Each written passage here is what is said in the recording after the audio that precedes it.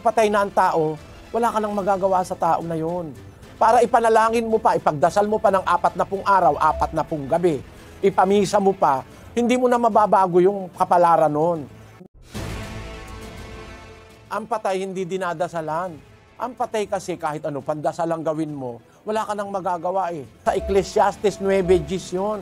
Anumang masumpungang gawain ng iyong kamay, gawin mo ng iyong kapangyarihan, sapagkat walang gawa, ni kathaman, ni kaalaman man, ni karunungan man, sa libingan na iyong pinaparunan.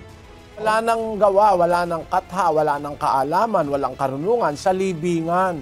Pagpatay na ang tao, wala ka nang magagawa sa tao na yun. Para ipanalangin mo pa, ipagdasal mo pa ng 40 araw, 40 gabi, ipamisa mo pa, hindi mo na mababago yung kapalaran nun.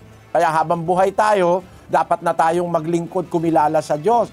Kasi pagdating ng araw ng paghuhukom, yung tinatawag na wisyo final, paano ba hahatulan ng tao? Basahin natin ang Apokalipsis 20:12. At nakita ko ang mga patay, malalaki at maliliit, na nakakatayo sa harapan ng luklukan, at nangabuksan ang mga aklat, at nabuksan ang ibang aklat na siyang aklat ng buhay.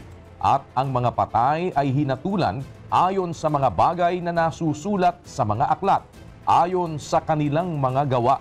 Hahatulan ng tao ayon sa ginawa natin. Ayon sa ginawa mo, hahatulan ka. Pag namatay ka na, tapos na yung paggawa mo. So yung nakasulat dun sa aklat ng buhay, kung ano-ano yung pinaggagawa mo habang buhay ka, yun ang pagkukuhanan ng hatol. Kahit manalangin ka ng manalangin ng iba, magpamisa, araw-araw, buwan-buwan, taon-taon magpamisa, mababago mo pa ba yung nakasulat doon sa aklat ng buhay? Hindi na. Wala namang corruption doon. Wala naman doong lagayan. Hindi ka pwedeng maglagay para, isingit mo naman ito dyan. Walang ganon. Kung ano yung nakasulat na ginawa mo sa buhay mo, samantalang nabubuhay ka, hindi mapapalitan na yon. Yung ngayon ang pagbabatayan ng hatol. O ano pa magagawa ng panalangin o ng dasal? Kaya kailangan habang buhay tayo, magsamantala tayong gumawa ng kabutihan. Kasi mare-record yon. Pagdating ngayon ng paghuhukom, yung lahat ng kabutihang ginawa mo, yun ang gagantihan ng Diyos sa'yo para maging dapat ka sa Diyos o maligtas ka. Pero kung ang nakasulat doon, araw ng Lunes ng babae ka, araw ng Miyerkules naglasing ka, araw ng Huwebes binugbog mo yung asawa mo, tapos nagdrag ka nung Biyernes, tapos Linggo pumunta ka sa simbahan, saka ka nagkurus-kurus, mas marami yung pinaggagawa mong kawalangyaan, hindi na mababago ng misa yon.